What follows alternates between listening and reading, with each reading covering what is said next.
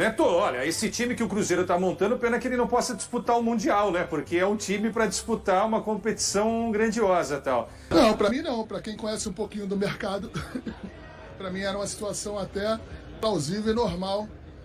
Ele ir pro Cruzeiro porque era um clube possível. Do mesmo jeito que o Palmeiras, há um tempo atrás, tinha a possibilidade de ir, o Corinthians lá atrás, e agora todos os momentos acontecem. Isso no futebol, o jogador entendeu que o Cruzeiro seria um bom clube, um grande clube para ele, que tenha bastante sorte e Deus acompanhe ele. Ele já colocou o Gabigol no Cruzeiro. Nós percebemos, você de casa, você flamenguista, faltando 6 rodadas, ele já coloca o Gabigol no Cruzeiro. Aí ele sai de graça pro Cruzeiro. E que vai ser o ano que vem, olha só, Matheus Pereira, Cássio, Gabigol. Eu não sei não se não vai contratar outros jogadores do Cruzeiro. Arias que você falou. Arias, eu disse que o Arias pode ir sim. Tanto é que o Mano deu uma entrevista, acho que ontem, arrebentando o elenco do Fluminense. Falando que vai ter modificações, mas fortíssimas do elenco. Então, Arias, Gabigol, Matheus Pereira, Cássio. É o Fernandinho. O Wallace foi uma boa contratação no meio de ano. Então, o Lautaro, boa contratação. Lautaro, Jorge. o que pensar disso, meu querido Quesada, monstro do placar? Neto, olha, esse time que o Cruzeiro está montando, pena que ele não possa disputar o Mundial, né? Porque é um time para disputar uma competição grandiosa e tal. Era uma saída cantada. Não era uma saída surpreendente, não é o ídolo no auge que está dizendo estou indo embora. Não era Mas isso. é impactante. O cara é muito grande. Ele é muito grande. Porque ele também puxa a decisão. Até sexta-feira a gente debatia aqui se a diretoria ia pensar em dar um contrato de 2 anos ou mais pelo gol dele na final ou não. Ele virou e falou, não, vem cá, quem está decidindo ir embora agora sou eu. Porque ninguém me ofereceu. Ele puxa também a decisão para ele, para não ficar como algo eu queria, a diretoria não me queria. E isso tem uma mudança de perspectiva. Mas é impactante a gente tem, inclusive, pra o essa trecho. semana. A gente colocou uma tela aspas, mas a gente tem o trecho. É melhor ouvi-lo e vê-lo, né, falando. Vamos lá. É um carinho enorme que eles têm por mim, eles sabem que é recíproco. Então, como eu falei ali já, não vou ficar. A declaração do Gabigol, ela me parece, eu vou usar aqui a palavra arquitetada, não de uma forma pejorativa, não como uma, mas parece que a coisa foi arquitetada. Tipo, seguinte, seu pai, sua mãe vem aqui, tá tudo certo, vamos fazer esse contrato aí, a coisa vai andar, não, vamos arrumar o melhor caminho e tal, e tudo. E aí a coisa não acontece, a coisa vai por outro lado. Aí Teve um doping nesse meio do caminho, né? Eu vou chegar na parte do Gabigol também. Aí o cara engole essa aí.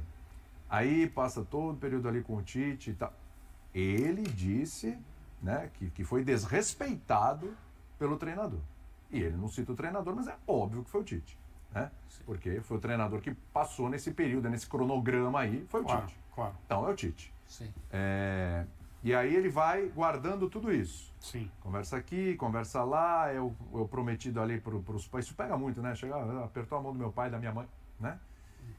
E aí me parece que isso tudo vai sendo arquitetado, e essa decisão não foi tomada no sábado, ontem, não foi tomada na sexta.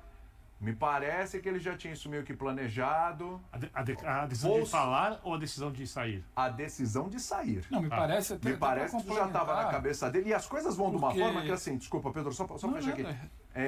Ele dá a declaração, ato contínuo tem a matéria dizendo que ele vai para o Cruzeiro, ato contínuo já tem.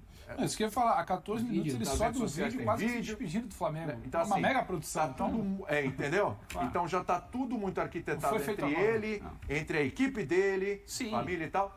E não me parece que foi de ontem. Isso não é uma crítica, Mas, é só uma análise de como isso aí foi construído. O que está claro nessa história toda é a mágoa com a diretoria. Exatamente. Esse é o respeito ao clube, a reverência à torcida, que na maior parte esmagadora, a maioria do tempo, esteve ao lado dele, gritou o nome dele, a noção de que ele tem um patrimônio do qual ele precisa cuidar, que é o patrimônio de ídolo do Flamengo. Sim. Essas coisas acontecem no futebol, você sair de um clube onde você foi muito feliz e foi chamado de ídolo e é enxergado como ídolo, ele não é o primeiro, não será o último. A crítica ao Tite, talvez ela nem fizesse alguma diferença numa decisão que ele ainda não tivesse tomado, porque o Tite não está mais e o técnico do Flamengo hoje é um amigo dele. Então, no momento em que a comissão técnica, que, entre aspas, de acordo com as palavras dele, não o respeitou como jogador, está fora do clube, a comissão técnica atual pode ser a porta para a sequência desse relacionamento e um futuro ainda mais feliz, com mais um título hoje, com a participação dele. Então, o problema do Gabriel, a decisão de sair do Flamengo, é por causa do aperto de mão que não foi para o papel, por ter falado com uma das pessoas que tomam decisões no Flamengo, o Marcos Braz, sobre mais anos de contrato em relação ao que ele tinha como proposta oficial do clube e não ter ouvido depois o que o clube pensava a respeito dessa ideia, né? Não ter tido, de acordo com ele, a oportunidade de continuar. O contrato que o Flamengo ofereceu para renovar com 50% de aumento, aliás, vamos lembrar, a gente falou aqui em outros programas da nossa grade. Isso está estranho. O contrato em que um clube sabe que não tem a duração que o jogador pretende, mas apresenta como argumento um aumento salarial de 50%, sendo que a remuneração do Gabriel já é altíssima dentro do que é o Flamengo hoje, é um contrato que utiliza esse aumento salarial apenas para valorizar o jogador. É um contrato que não pretende ter a assinatura dele. Ele falava em 2 ou 3 anos, no Cruzeiro devem ser 4, o que não é nada fora do normal para alguém que tem 28 anos. Pois é. A gente escuta esse tipo de coisa para jogador que está em fim de carreira. 28 anos hoje, o jogador está no seu auge. Sim. Né? Você considerando, dependendo até da posição que ele jogue. Então, antes de tudo, o que interrompeu esse relacionamento foi a mágoa. Ele tinha mágoa. Mágoa é coisa que você guarda, coisa antiga. Olha esse processo que ele está falando, não é de agora, não é da semana passada, não é da fase que ele estava mal. Ele guardou a mágoa desse contrato que a gente chamou aqui, eu acho que muito apropriadamente de especulativo, se sentiu usado. Mas insisto, a vida não acaba aqui. Ele tem uma carreira a seguir. Você veja as redes sociais, torcedores de outros clubes se dividindo no curto período até se chegar ao nome do Cruzeiro, que se especulava o nome de outros clubes. Você via aqui nas redes sociais torcedores de todas as equipes se dividindo. Todas elas pensando, sonhando com a delícia de ter o Gabigol e a dor de ter o Gabigol, Sim. que pode dar nisso. Então, até para o futuro da carreira dele, ainda é jovem, tirar um pouco o pé, sabe? Essa passagem do Flamengo teve uma característica marcante, que foi a gente tentar entrar na cabeça do Gabigol para entender o que ele queria com isso. O que ele queria vestido a camisa do Corinthians? O que ele queria com outras espicaçadas? E o que ele queria, continua a dúvida, aqui continua a discussão, com essa despedida dessa maneira, nesse momento tão premeditada. Então, Os atos do pra mim Gabigol parece muito foram claro o sempre que ele quer. explícitos, né? Fala.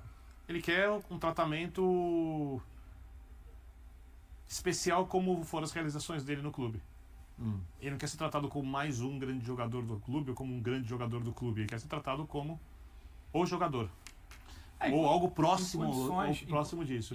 No Cruzeiro ele provavelmente será. que o Cruzeiro entenda isso. Né? Eu achei até ofensivo. No Cruzeiro ele já condições chega lá normais, num patamar bem alto. não fosse... Eu quero ver o Gabigol dos gols, o Gabigol dentro de campo. Ele tá partindo para uma vida nova agora no Cruzeiro. Que nessa vida nova ele tire um pouco o pé dessa perspectiva egocêntrica que suscitou esse tipo de discussão aqui. Não fosse egocêntrico, a gente não ia estar falando de nada disso. Ia estar falando dos gols dele, da participação, do que ele foi em campo.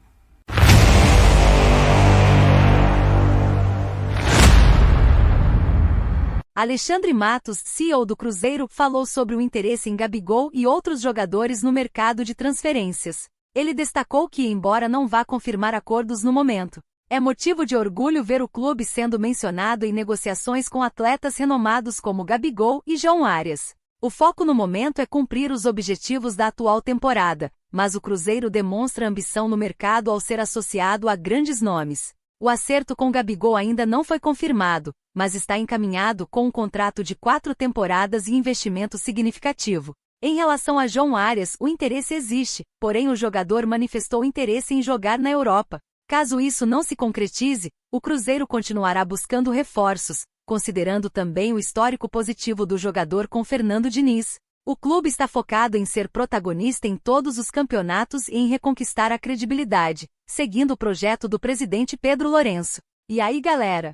O que acharam? Deixe nos comentários. Não se esqueçam de deixar o like e de se inscreverem no canal e ativar o sininho para receber as notificações. Até mais, Nação Celeste! Vamos pra frente!